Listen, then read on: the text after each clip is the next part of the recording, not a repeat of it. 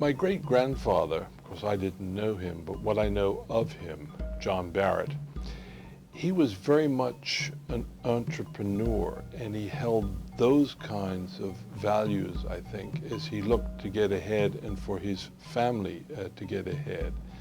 I think my grandfather was inspired is an interesting word to use with him, because from all that I know, he was more determined than inspired, and determined to succeed and to get ahead in the business world such as he found it to be.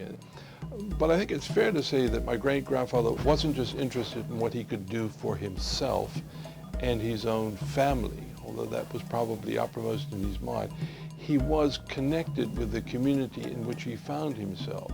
His homestead and that store combined were all on the corner of King and Front Streets, but it was more the connection with King Street than Front Street, if I can put it that way, that was part of his social circumstances. And he was connected with a lot of the people who were in that area of Hamilton, in that part of the society of Bermuda as it was then, which would of course be very segregated as well.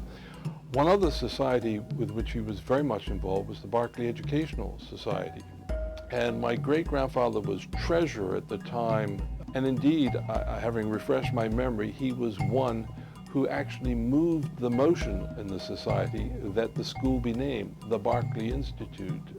He was looking to advance the whole time, and I think he passed that on to his family, the importance of education.